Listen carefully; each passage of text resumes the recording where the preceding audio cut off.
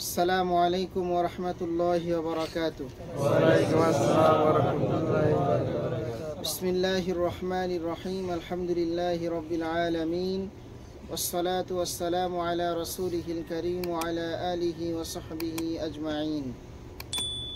সম্মানিত ভাইরা, আমরা প্রশংসা করছি আল্লাহর জন্য, যিনি আমাদেরকে 1445 হিজরিতে প্রথম রমজানের প্রথম রজনীতে তাফসিরুল কোরআনের প্রথম দার্সে সূরা আন-নূরের প্রথম ক্লাসে উপস্থিত হওয়ার সুযোগ দান করেছেন।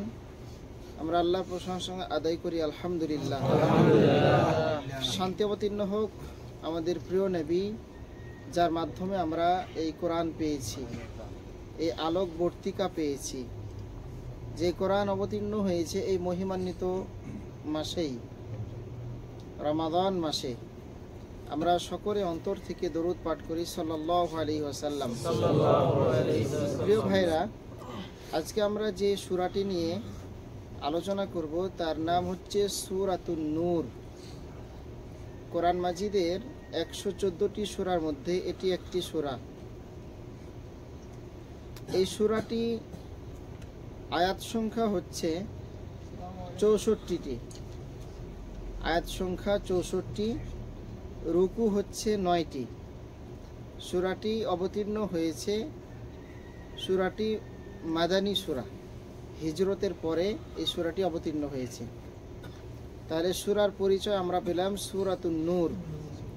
18 নম্বর পারায় এই সূরাটি আছে।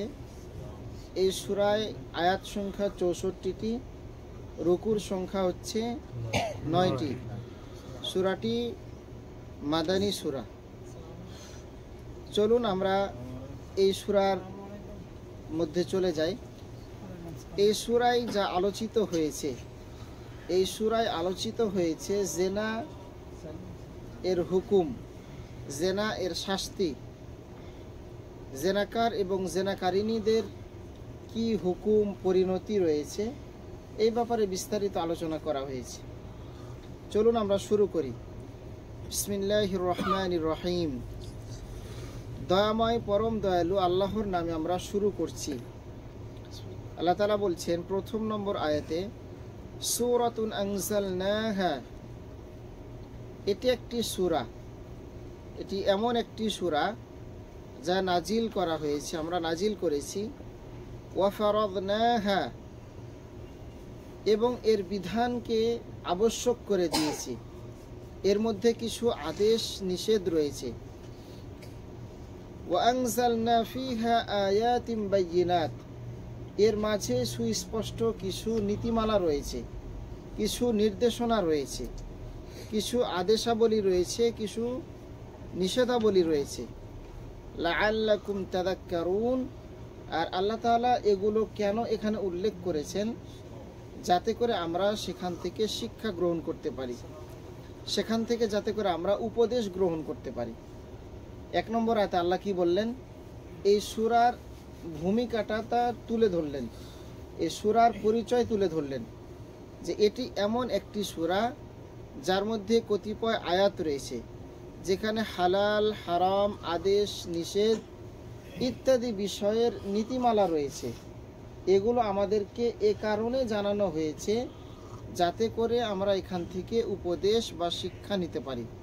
প্রথম নম্বর আয়াতের সংক্ষিপ্ত এটা বাংলা অনুবাদ।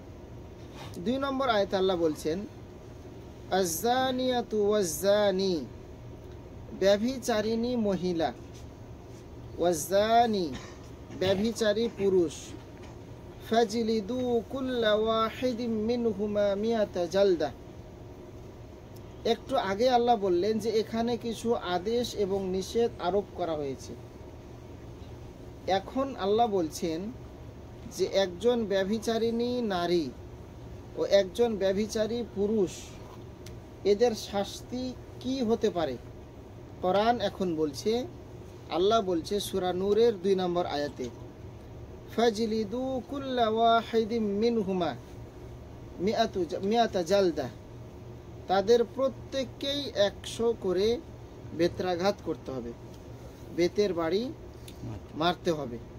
তাহলে এটা একটা বিধান। আল্লাহ তাআলা জেনার যে শাস্তি সেটা এখানে উল্লেখ করলেন। তবে যাদেরকে এটা মারবে এরা হবে অবিবাহিত।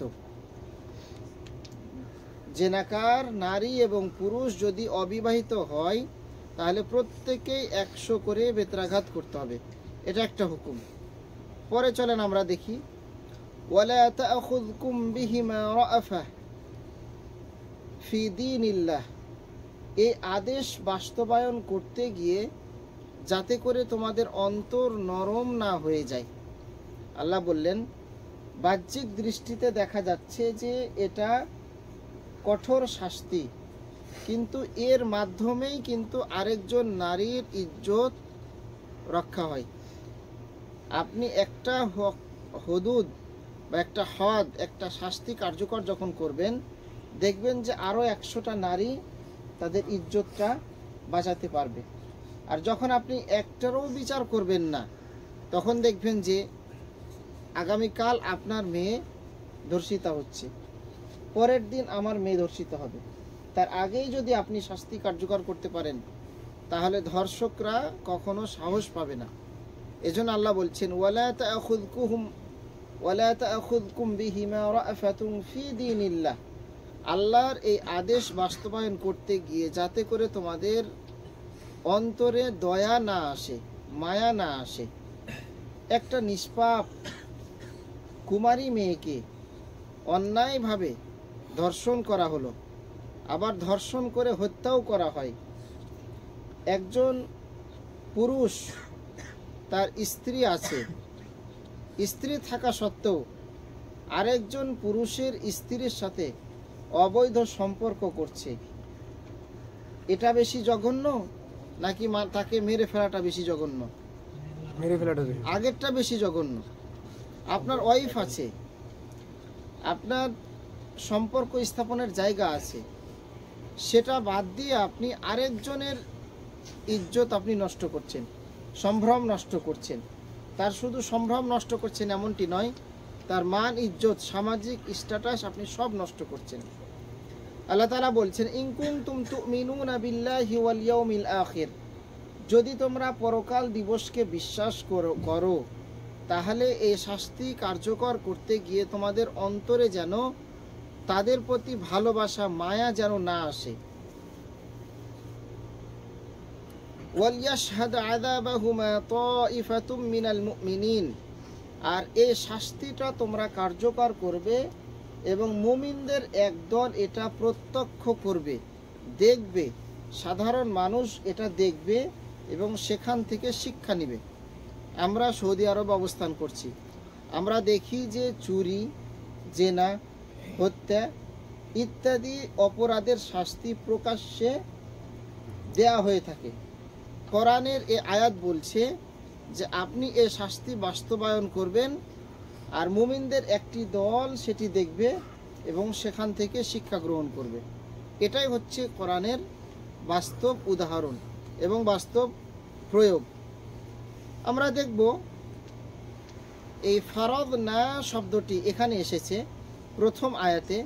এর অর্থ হলো এখানে আল্লাহ তাআলা হালাল, হারাম, আদেশ, নিষেধ উল্লেখ করেছেন ইত্যাদি আল্লাহ তাআলা এখানে উল্লেখ করেছেন। ইমাম বুখারী রাহিমাহুল্লাহ বলছেন যে এর অর্থ হলো, আমি তোমাদের উপর ও তোমাদের পরবর্তী লোকদের উপর এটা নির্ধারিত করে দিয়েছি। অর্থাৎ এই আয়াতের মাধ্যমে আমরা জেনার শাস্তি কিভাবে কার্যকর করতে হবে সেটার দিক নির্দেশনা পেয়েছি। জেনাকার যদি বিবাহিত পুরুষ অথবা বিবাহিত নারী হয় তাহলে উভয়কে পাথর মেরে, রজম বলা হয় আরবিতে এটাকে, রজম করে পাথর মেরে একেবারে মৃত্যু নিশ্চিত করতে হবে, গলা পর্যন্ত পুঁতে। যদি বিবাহিত হয়, পরকীয়ায় আসক্ত হয়ে কোনো পুরুষ অথবা নারী যদি তারা অবৈধ শারীরিক সম্পর্ক স্থাপন করে, যেটা আমাদের সমাজে ব্যাপক লক্ষ্য করা যাচ্ছে, কোরআনের শাস্তি হলো এদেরকে উভয়কে গলা পর্যন্ত পুঁতে, মাটির নিচে পুঁতে পাথর মেরে যতক্ষণ মৃত্যু নিশ্চিত না হচ্ছে পাথর মারতেই থাকতে হবে।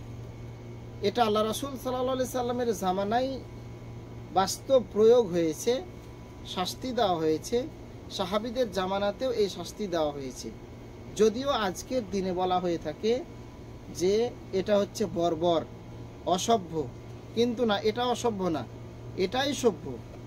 আপনি রাস্তায় যখন বের হচ্ছেন, আপনার ওয়াইফের হাত ধরে আপনি যাচ্ছেন, তারপরও আপনার নিরাপত্তা নাই। রিকশায় চলাফেরা করছেন, আপনার ওয়াইফকে নিয়ে ছো মেরে নিয়ে যাচ্ছে আপনার ওয়াইফকে মেয়েকে আপনি স্কুলে পাঠাচ্ছেন, কলেজ ইউনিভার্সিটিতে পাঠাচ্ছেন, আপনাকে সারাক্ষণ টেনশনে থাকতে হয় যে আমার নিরাপত্তাহীনতায় আমি ভুগি। যদি কোরআনের শাস্তি, কোরআনের আইন বাস্তবায়ন করা যেত, তাহলে এই রকম দুশ্চিন্তায় আমরা ভুগতাম না। চলুন পরের আয়াতে কি বলা হচ্ছে। এখানে বলা হয়েছে যে একজন অবিবাহিত পুরুষ ও মহিলা যখন জেনায় লিপ্ত হবে, তাদের দুইটি শাস্তি রয়েছে। একটা হচ্ছে তাদেরকে 100 করে বেত মারতে হবে। মারটা যেন এমনভাবে হয় গোশতগুলো যাতে খুলে না যায়, কি চামড়ার ওপরে মারতে হবে এবং ব্যথা পাবে। এত জোরে যেন মারা না হয় যাতে চামড়া খুলে খুলে যায়, এরকম না, জোরে জোরে মারবে চামড়ার উপরে।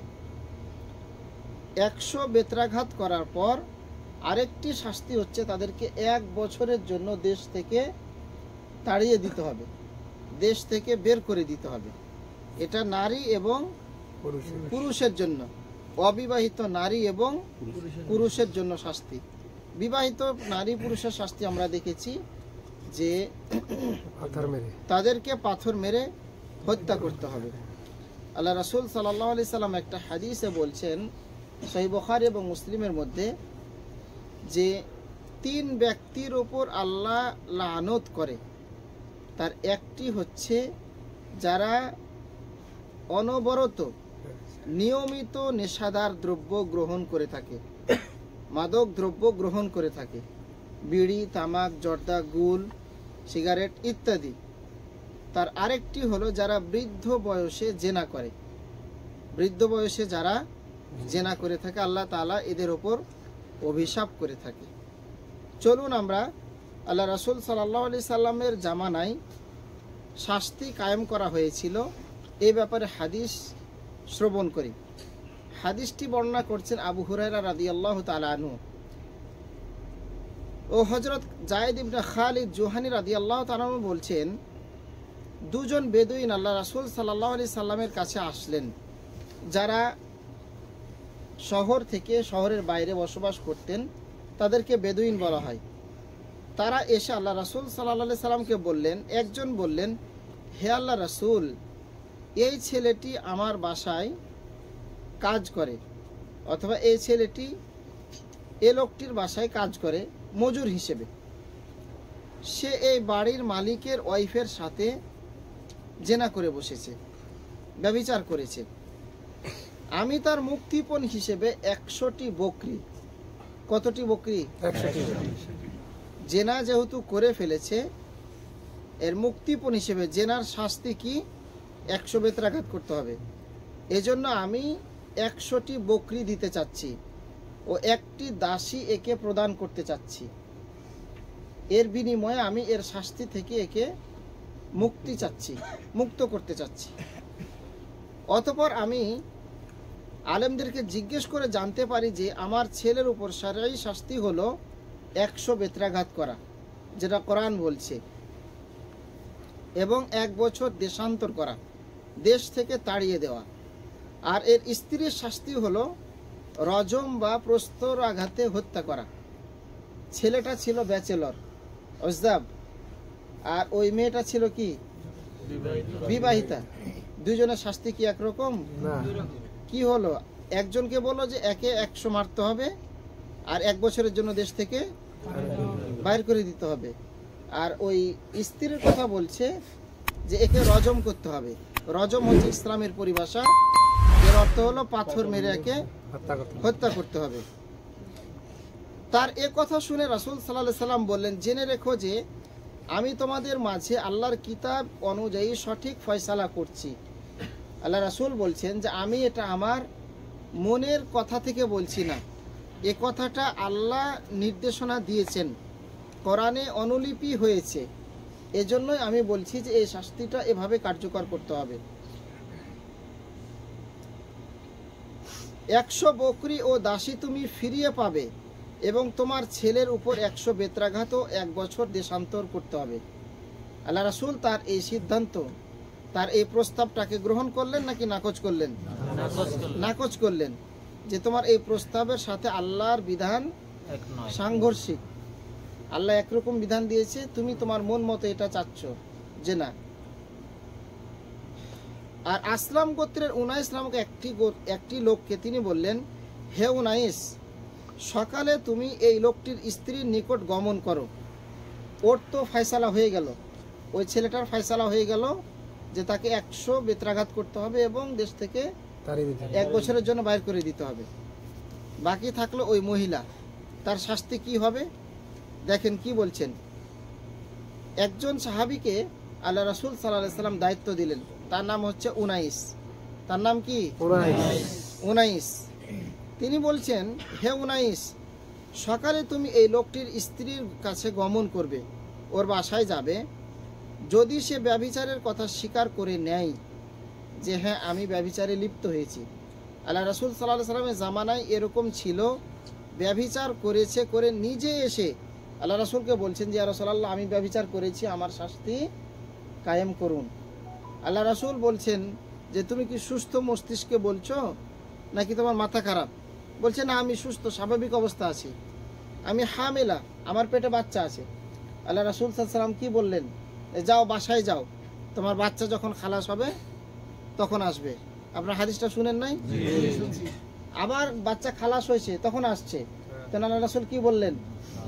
যে দুধ যখন ছাড়বে তখন আসবে। আমাদের কি এখন এরকম সৎসাহস আছে? এরকম কিন্তু আমাদের সৎসাহস নাই। তো এই মহিলার কি শাস্তি আল্লাহ রাসূল কায়েম করেছিল দেখেন। সকালে ওই স্ত্রীর কাছে গিয়ে তুমি জিজ্ঞেস করবে যে আসলেই কি তুমি ব্যভিচারে লিপ্ত হয়েছো? ওই লোকটি ওনাইস তিনি গেলেন ওই স্ত্রীর কাছে এবং জিজ্ঞেস করলো, সে স্বীকার করে নিল। দেখেন, নিশ্চিত মৃত্যু, তাও কি স্বাভাবিকভাবে নাকি পাথর মেরে?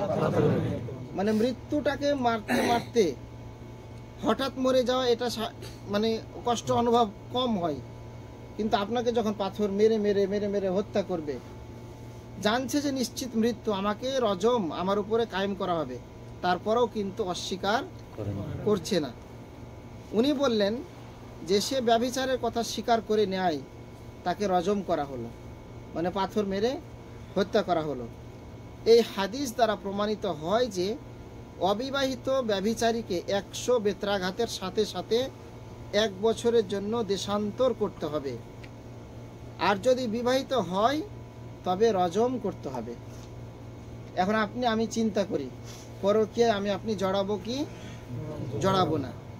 এটা কি সেই জামানার জন্যই এই হুকুম ছিল নাকি প্রত্যেক জামানার জন্যই? নাকি আমাদের এ জামানার জন্যই শুধু? কিয়ামত পর্যন্ত, কিয়ামত পর্যন্ত আমরা মানি আর না মানি। দেখেন, আল্লাহ রাসূল সাল্লাল্লাহু আলাইহি সাল্লাম আমাদেরকে জানিয়েছেন, আমরা যে মানব না এটা তিনি আঁচ করতে পেরেছিলেন, অনুভব করতে পেরেছিলেন। আব্দুল্লাহ ইবনে আব্বাস রাদিয়াল্লাহু তাআলা থেকে বর্ণিত, তিনি বলছেন হযরত উমর রাদিয়াল্লাহু তাআলা এক ভাষণে আল্লাহর প্রশংসা আদায় করলেন, রাসূল সাল্লাল্লাহু আলাইহি সাল্লামের প্রতি দরুদ পাঠ করলেন। এরপর বললেন, হে লোক সকল, আল্লাহ তাআলা হযরত মুহাম্মদ সাল্লাল্লাহু আলাইহি সাল্লামকে সত্য সহ প্রেরণ করেছেন, সত্য নবী হিসেবে। তার উপর নিজের কিতাব অবতীর্ণ করেছেন, সেটা হলো কোরআনুল কারীম। আল্লাহর এই কিতাবে রজম করার হুকুমের আয়াতও ছিল। রজম বলতে পাথর মেরে হত্যা করা, এই হুকুম ছিল। ওমর রাদিয়াল্লাহু তাআলা বলছেন যে আমরা তা পাঠ করেছি, মুখস্থ করেছি, আমলও করেছি। মানে কোরআনে রজমের আয়াত ছিল, এটা আমরা পড়েছি, মুখস্থও করেছি এবং সেটা আমল করেছি, মানে ওটা কার্যকরও করেছি। কে বলছেন এটা? ওমর রাদিয়াল্লাহু তাআলা, দ্বিতীয় খলিফা, শাসক। স্বয়ং রাসূল সাল্লাল্লাহু আলাইহি সাল্লামের যুগেও রজম করা হয়েছে, পাথর মেরে হত্যা করা হয়েছে এবং তার ইন্তিকালের পরে আমরাও রজম করেছি। আমরা বলতে এখানে কে বলছেন? সাহাবীরা। ওমর রাদিয়াল্লাহু তাআলার নেতৃত্বাধীন অন্যান্য সাহাবীরাও এই রজম কায়েম করেছে। এখন বলছেন ওমর রাদিয়াল্লাহু তাআলা যে আমি ভয় করছি কয়েক যুগ অতিবাহিত হওয়ার পর, দেখেন কয়েক যুগ অতিবাহিত হওয়ার পর না জানি লোকেরা বলা শুরু করবে যে তারা রজম করার হুকুম আল্লাহর কিতাবে পাচ্ছে না, যে পাথর মেরে জেনাকার পুরুষ এবং নারীকে হত্যা করতে হবে, এই হুকুম তারা কোরআনে পাচ্ছে না। অথচ উমর রাদিয়াল্লাহু তাআলা পড়েছে, মুখস্থ করেছে, আমল করেছে, নবীর জামানায় বাস্তবায়নও করা হয়েছে, সাহাবীদের জামানায়ও বাস্তবায়ন করা হয়েছে। এখনকার জামানায় যদি আপনাকে এটা বলা হয়, আপনি বলবেন অবশ্যই, যারা জেনারেল শিক্ষিত, যাদের অন্তরে শরীয়তের জ্ঞান নাই, ওরা কি বলবে? যেটা অমানবিক, বলবে না? নিষ্ঠুর হুকুম, বলবে না? বলবে না? অবশ্যই কথা বলবে। ওমর রাদিয়াল্লাহু তাআলা এই কথাই বলছেন। আল্লাহ না করুন, হয়তো আল্লাহর এই ফরজ কাজকে, যা আল্লাহ তার কিতাবে অবতীর্ণ করেছেন, যারা ছেড়ে দিয়েছে তারা পথভ্রষ্ট হয়ে যাবে। সুতরাং ইসলামী শরিয়া যদি কায়েম থাকে তাহলে অবশ্যই এটার শাস্তি এভাবেই কার্যকর হয়ে থাকে, যেটা আমরা বর্তমানে সৌদি আরবের মধ্যে অনেকাংশেই দেখে থাকি। এরপর আমরা যেটা আলোচনা করব, আল্লাহ রাসূল সাল্লাল্লাহু আলাইহি সাল্লাম এই হাদিস থেকে আমাদেরকে যা শিক্ষা দিয়েছেন। ইমাম আহমদ রাহিমাহুল্লাহ তিনি বলছেন যে প্রথমে চাবুক মেরে পরে রজম করা উচিত। জেনাকার যদি বিবাহিত পুরুষ এবং নারী হয় তাহলে তাকে রজমও করতে হবে এবং চাবুকও মারতে হবে, দুটাই করতে হবে। এটা কার মত? ইমাম আহমদ রাহিমাহুল্লাহ তিনি বলছেন দুটাই করতে হবে। কেন? দেখুন, আল্লাহ রাসূল সাল্লাল্লাহু আলাইহি সাল্লাম, আমিরুল মুমিনিন হযরত আলী ইবনে আবি তালিব রাদিয়াল্লাহু তাআলা থেকে বর্ণিত আছে, তার কাছে সুরাজা নামক একটি মহিলাকে নিয়ে আসা হয়, যে বিবাহিতা ছিল এবং ব্যভিচার করেছিল ওই মহিলা। তখন তিনি বৃহস্পতিবারে তাকে চাবুক মারিয়ে নেন এবং শুক্রবারে তাকে রজম করে মেরে ফেলেন বা হত্যা করেন। অর্থাৎ আয়াত এবং হাদিসের উপরে তারা আমল করেছিলেন। এরপরের আয়াতে যদি আমরা যাই, সেখানে আমরা দেখব আল্লাহ তাআলা কি বলছেন। আল্লাহ তাআলা বলছেন, আয-যানি লা ইয়ানকিহু ইল্লা যানিয়া, ব্যভিচারিণী অথবা মুশরিক নারীকে ব্যতীত বিয়ে করে না। আয-যানি ব্যভিচারী, লা ইয়ানকিহু বিয়ে করে না, ইল্লা যানিয়া ব্যভিচারিণী ব্যতীত। অর্থাৎ যার চরিত্র যেরকম ঠিক সে ওই রকম চরিত্রের নারীকে বিয়ে করে অথবা কোনো মুশরিক নারীকে বিয়ে করে। এরপর আল্লাহ বলছেন, ওয়াজ-যানিয়াতু লা ইয়ানকিহুহা ইল্লা যানিন আও মুশরিক, ব্যভিচারিণী তাকে ব্যভিচারী অথবা মুশরিক ব্যতীত কেউ বিয়ে করে না। ঠিক বিপরীত, পুরুষ যদি ব্যভিচারী হয় তাহলে সে ব্যভিচারিণী দুষ্ট চরিত্রের মহিলাকে বিয়ে করে, আর যদি মহিলা দুষ্ট চরিত্রের হয় তাহলে দুষ্ট চরিত্রের পুরুষকে বিয়ে করে অথবা মুশরিককে বিয়ে করে থাকে। আল্লাহ তাআলা এই কথা এখানে বলছেন, ওয়া হুররিমা যালিকা আলাল মুমিনিন, মুমিনদের জন্য এটা আল্লাহ তাআলা নিষিদ্ধ করেছেন। আপনি যখন বিয়ে করবেন তখন আপনাকে দেখতে হবে কাকে আপনি বিয়ে করছেন। আপনি বিয়ে করা মানে একটা গাছ লাগানো। আপনারা মনে করি ছেলে সন্তান কেন ভালো হয় না। আপনি বিয়ে করার আগে আপনি যখন জমিতে গাছ বপন করেন, বীজ বপন করেন, তখন আপনি একটা উপযুক্ত জমি নির্বাচন করেন, করেন না করেন না? করি। উর্বর একটা জমি নির্বাচন করেন। ঠিক অনুরূপ আপনি যাকে বিয়ে করতে চাচ্ছেন, ঠিক অনুরূপ কিছুদিন পর সে তো একটা ফল দিবে, ফসল দিবে। এখন আপনাকে চিন্তা করতে হবে আপনি কিরকম ফসল নিতে চান। আমি এখানে বোঝাতে চাচ্ছি যে আপনার ওয়াইফ, আপনার সন্তানের মা, সে হচ্ছে একটা ক্ষেত। এটা আমার কথা না কোরআনের কথা? আল্লাহ কি বলছেন? যে নারী পুরুষ একে অপরের ক্ষেত স্বরূপ। তো আপনি নারী এবং পুরুষ মিলনের মাধ্যমে যখন সন্তানটা আসলো, আপনার ক্ষেতটা যদি ভালো না হয় তাহলে সন্তান কি ভালো আসবে? ফল কি ভালো আসবে? এরপর আপনাকে পরিচর্যা করতে হবে। এটা আল্লাহ তাআলা এখানে বলছেন। তা আপনি যখন বিয়ে করবেন তখন আপনাকে অবশ্যই মুমিন নারী দেখেই বিয়ে করতে হবে। কোনো জেনাকার, বদকার, পরকিয়া করে জীবনে কেউ সুখী হয়েছে, কেউ কি প্রমাণ করতে পেরেছে? যতই আপনাকে শয়তান আকর্ষণ করুক না কেন, এ হচ্ছে মুশরিক, এ হচ্ছে জেনাকার। আমরা মনে করি শারীরিক মেলামেশা করলেই শুধু জেনা হয়। এটা কিন্তু আমাদের ভুল ধারণা।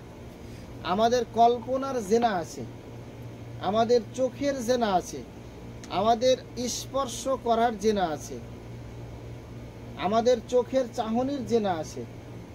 হয়তো আপনি একটা মহিলাকে অথবা একটা পুরুষকে কাছাকাছি পেলেন না, কিন্তু শারীরিকভাবে যেভাবে মেলামেশা করে কল্পনাতে কিন্তু আপনি ঠিক অনুরূপ আদায় করলেন। এটাও জেনা। আল্লাহ তাআলা শুধু বলেন নাই যে তোমরা জেনা করিও না। আল্লাহ কি বলেছেন? ওয়ালা তাকরাবুজ জিনা, তোমরা জেনার ধারে কাছেও যেও না। পরের আয়াতে আল্লাহ কি বলছেন দেখুন। আল্লাহ তাআলা বলছেন ওয়াল্লাযীনা ইয়ারমুনাল মুহসানাতিল, যারা সতী সাধী রমণীর প্রতি অপবাদ আরোপ করে। এতক্ষণ আল্লাহ তাআলা বললেন জেনাকারদের শাস্তির ব্যাপারে, কিন্তু আল্লাহ এখন বলছেন আপনি যাকে তাকে, যে কাউকে জেনার ব্যাপারে অপবাদ দিতে পারবেন না। যদি আপনি যে কাউকে নিরপরাধ, নিষ্পাপ, সতী সাধী মহিলাকে অথবা পুরুষকে যদি আপনি অপবাদ দেন, তার হুকুম কি?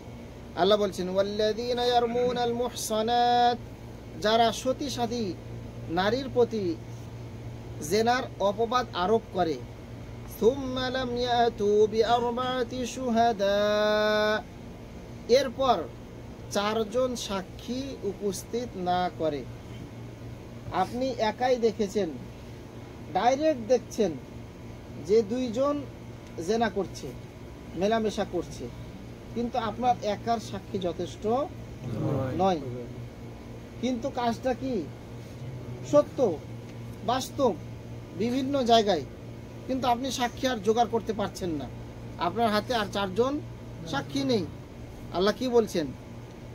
যদি আপনি দেখেন সতী সাধী নারীর ওপরে মিথ্যারোপ, অপবাদ করতে চান, অথবা কোনো জেনাকার নারী পুরুষের প্রতি যদি অপবাদ আরোপ করতে চান, তাহলে আপনাকে 4 জন সাক্ষী উপস্থিত করতে হবে।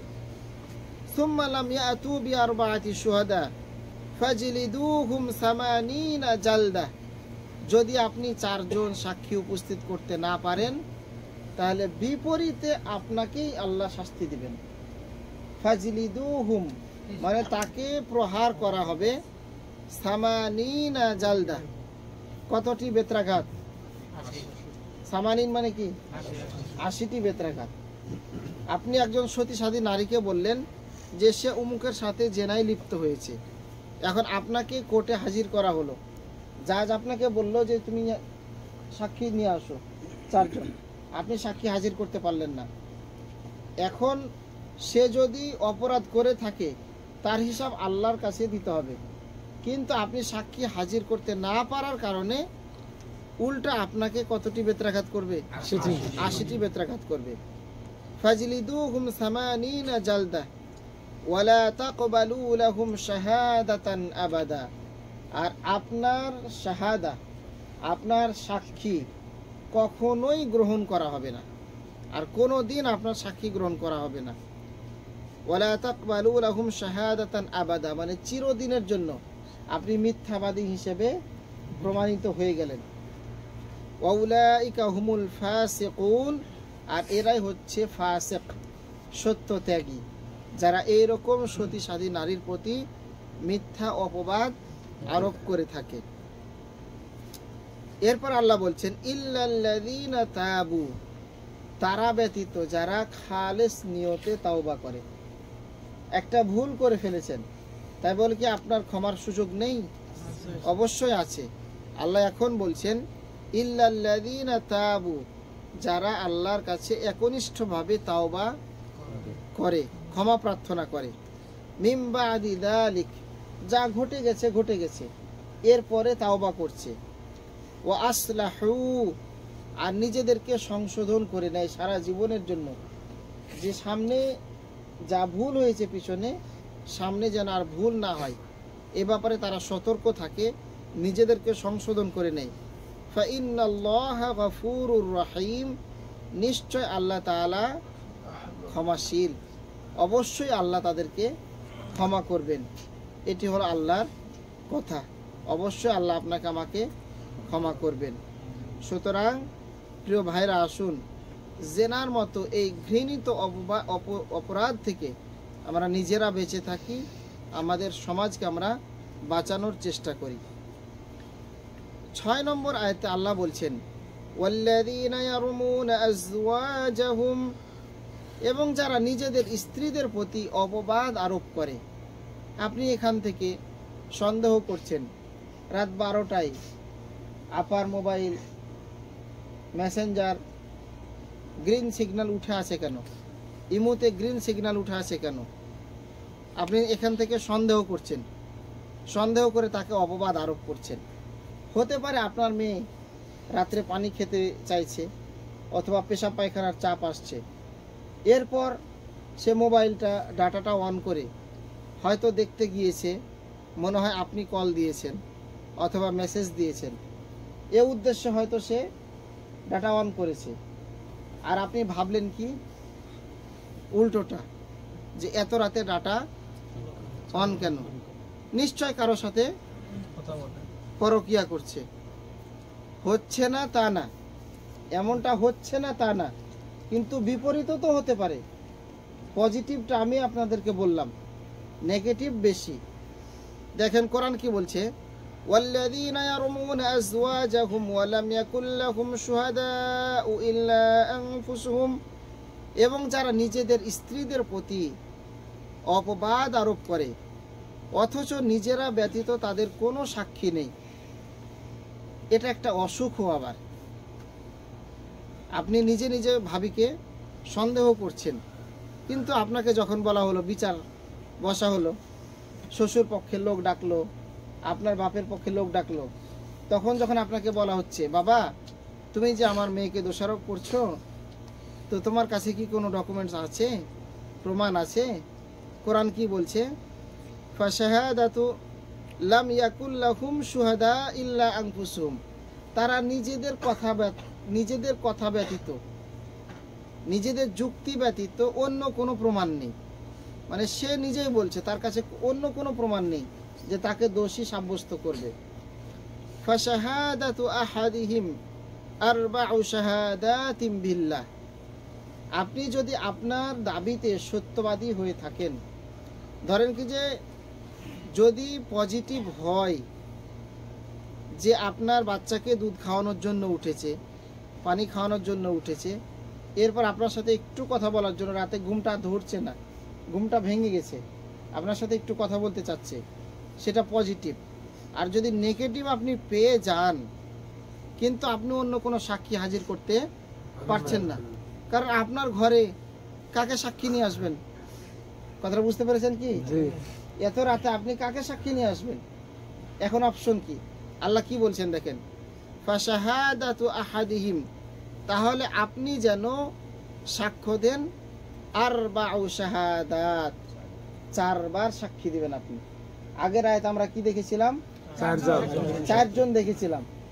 মানে জেনাকার কাউকে ধরা পড়া যদি দেখতে পায় ব্যভিচারী, তাহলে 4 জন সাক্ষী হাজির করতে হবে। কিন্তু গভীর রাতে নিজের বউ কাকে ডেকে নিয়ে আসবেন? তখন আপনি বলবেন কি জাজের সামনে 4 বার যে আমি সত্যি দেখেছি সে কারোর সাথে পরকীয়া করছে, বা এরকম কিছু যা দেখেছেন সেই ঘটনাটা তুলে ধরবেন। এখানেই শেষ নয়। ফাশাহাদাতু আহাদিহিম আরবাউ শাহাদাতিম বিল্লাহ, আল্লাহর নামে শপথ করে, আল্লাহর নামে শপথ করে আপনি বলবেন, হুদাই না, মিথ্যা না, হট মেজাজ মাথা গরম করে না, আল্লাহর নামে শপথ করে বলবেন যে আল্লাহর কসম আমি তাকে দেখেছি এই কাজ করতে, বা তার কাছে আমার কাছে স্ক্রিনশট আছে বা অন্য কিছু আছে, রেকর্ড আছে ইত্যাদি। আল্লাহর নামে শপথ করে, ইন্নাহু লামিনাস সাদিকিন, সে অবশ্যই হবে সত্যবাদী। যদি আপনি সত্যবাদী হন তাহলে আপনাকে অবশ্যই আল্লাহর নামে 4 বার শপথ করে বলতে হবে জাজের সামনে। আর একটা ভয়ঙ্কর কথা আছে এখানে, 5 নম্বরে কি বলতে হবে দেখেন, ওয়াল খামিসাতু, 5 নম্বরে আন্না লাআনাতুল্লাহি আলাইহি মিনাল কাযিবিন, 5 নম্বরে আপনি বলবেন কি, হেভি রিস্কের কথা। হেভি রিস্ক কি? Heavy risk. ওয়াল খামিসাতু, 5 নম্বরে বলবেন আন্না লাআনাতাল্লাহ, নিশ্চয় আল্লাহর লানত, আলাইহি ইন কানা মিনাল কাযিবিন, যে ব্যক্তি মিথ্যাবাদী হবে আল্লাহর লানত তার উপর পড়ে আসবে। কথাটা বুঝতে পারেননি? জি। আপনি যদি অন্যায়ভাবে ভাবিকে দোষারোপ করেন, 5 নম্বরে সাক্ষী আপনি কি দিলেন, যে লানত আপনার উপরে আসবে। আর সত্যিকার অর্থে সে যদি অপরাধী হয় তাহলে তার উপরে লানত আসবে। বর্তমান সমাজে কিন্তু সংসার মানে টিকছে না বললেই চলে, কত সংসার ভেঙে যাচ্ছে। এই যে আমাদের প্রবাসী ভাইরা দেশে যাচ্ছে, বিয়ে করছে, সংসার ভেঙে যাচ্ছে। হুটহাট টুকটাক একটু সন্দেহ হচ্ছে। আগে দেখেন তো 30 বছর 40 বছর আপনার বাপ দাদা কত সুন্দর সংসার করে গেছে, কিন্তু আমাদের 2 মাস 3 মাস 5 মাস 1 সপ্তাহ যেতে না যেতে আমাদের সন্দেহ শুরু হয়ে যাচ্ছে। এটা তো গেল পুরুষ যদি তার ওয়াইফকে সন্দেহ করে। এখন মেয়েরা, এরা তো আরো ছোট মনের লোক, তাই না? এদের ব্যাপারে আল্লাহ কি বলছে দেখেন, আল্লাহ কি বলছেন দেখেন, وَيَدْرَأُ عَنْهَا الْعَذَابَ أَنْ تَشْهَدَ 4 شَهَادَاتٍ بِاللَّهِ, তবে যদি স্ত্রীর শাস্তি রহিত হবে যদি সে আল্লাহর নামে শপথ করে সাক্ষ্য দেয় তার স্বামী মিথ্যাবাদী। আপনি বললেন বিউটি কামালের সাথে পরকিয়া করে, এখন বিউটি বলছে যে আমার স্বামী মিথ্যাবাদী, আমার কামালের সাথে কোনো রকম সম্পর্ক নাই। কামাল আছেন নাকি কেউ?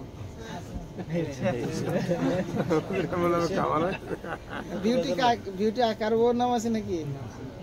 আচ্ছা, বিউটি বলছে যে কামালের সাথে আমার সম্পর্ক নাই, আর বিউটির স্বামী বলছে যে না, কামালের সাথে সম্পর্ক আছে। এখন বিউটি বলবে ঠিক আগে যেরকম বিউটির স্বামী 5 বার শপথ করেছিল না, ঠিক এখন বিউটি বলবে 5 বার শপথ করবে। আংতা শাহাদা 4 শাহাদাতিম বিল্লাহ, প্রথমে 4 বার সাক্ষ্য দিবে আল্লাহর নামে যে সে মিথ্যাবাদী, আমি কিন্তু এরকম পরকীয়ায় জড়িত না। 5 নম্বরে এসে বিউটি বলবে ওয়াল খামিসাতা আন্না গাদাবাল্লাহি আলাইহা, যে 5ম বারে বলবে যে আল্লাহর গজব। আগের আয়াতে বলেছিল আন্না লানাতাল্লাহ। দেখেন ভাষাগুলো কত কঠিন দেখেন। খালি ভাবিকে দোষারোপ করলেই হবে না, আজকে থেকে সাবধান, গজব চলে আসবে, কিন্তু সংসারে শান্তি থাকবে না। এখন বিউটি বলছে ওয়াল খামিসাতা, আমরা এমনি একটা মানে রূপক দিচ্ছি আর কি, এটা আসল অর্থে না, বোঝানোর জন্য আর কি। ওয়াল খামিসাতা আন্না গাদাবাল্লাহি আলাইহা ইন কানা মিনাস সাদিকিন, আর 5ম বারে বলবে যে তার স্বামী সত্যবাদী হলে তার নিজের উপরে নেমে আসবে আল্লাহর গজব। অর্থাৎ বিউটি যদি পরকিয়া করে থাকে তাহলে স্বামী তো সত্যবাদী হলো, তাই না? স্বামীর কথাই সত্যবাদী হলো, তাহলে এখন বিউটির উপরেই আল্লাহর গজব নেমে আসবে। এই হচ্ছে জেনা এবং পরকীয়া সম্পর্কিত সূরা নূরের কতিপয় আলোচনা। আজকে আমরা সূরা নূরের 9 নম্বর আয়াত আলোচনা করলাম। আরেকটি আয়াত আলোচনা করে আমাদের আলোচনা ইতি টানবো ইনশাল্লাহ, 10 আয়াত শেষ করবো ইনশাল্লাহ। এখানে আল্লাহ তাআলা বলছেন 10 নম্বর আয়াতে, ওয়ালাউলা ফাদলুল্লাহি আলাইকুম, তোমাদের প্রতি আল্লাহর অনুগ্রহ ও দয়া না থাকলে, ওয়া রাহমাতুহু, তার দয়া না থাকলে, ওয়া আন্নাল্লাহা তাওয়াবুন হাকিম, তোমাদের কেউই অব্যাহতি পেত না, কেউ ছাড় পেত না। আল্লাহ যদি আমাদের প্রতি রহম না করতেন, কেউ ছাড় পেতাম না আমরা। আর আল্লাহ হচ্ছেন তাওবা গ্রহণকারী। দেখেন প্রিয় ভাইরা, আগেকার মানুষ তালাক দিতে খুব ভয় করত, আর এখনকার মানুষ, আমাদের ইয়াং জেনারেশন, কথায় কথায় তালাক দেওয়ার পরেও কিন্তু একই ওই স্ত্রীর সাথে জেনার মাধ্যমে সংসার করছে। আমরা যেহেতু এদিকে থাকি, আমাদের কাছে মানুষ অনেকেই জানতে চায়। কালকেও একজন জানতে চেয়েছে, হুজুর রাগের মাথায় তালাক দিয়ে দিয়েছি, এখন ভুল বুঝতে পেরেছি, কি করব? আল্লাহর কাছে তওবা করছি, ওমরা করলে কি গুনাহ মাফ হবে কি হবে না? তো তালাকের সাথে ওমরার সম্পর্ক কি? তালাকের সাথে ওমরার সম্পর্ক আছে?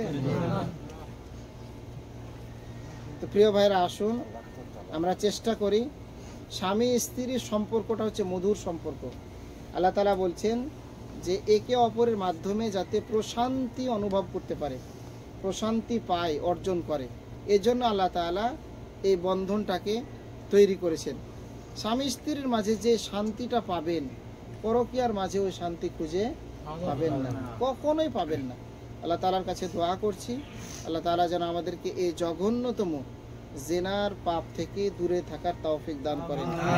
আমরা যারা পরকীয়ায় আসক্ত আছি, এখন থেকে যেন আমরা টোটালি সম্পর্ক ছিন্ন করে, যেটা শুদ্ধ সম্পর্ক, হালাল সম্পর্ক, হালাল বিনোদন যেন আমরা অর্জন করতে পারি, স্থাপন করতে পারি, এই আশাবাদ ব্যক্ত করে আজকের আলোচনা আমরা এখানে শেষ করছি। ওয়া সাল্লাল্লাহু ওয়া সাল্লামা আলা নবিয়িনা মুহাম্মদ ওয়া আলা আলিহি ওয়া সাহবিহি আজমাইন। আসসালামু আলাইকুম ওয়া রাহমাতুল্লাহি ওয়া বারাকাতুহু।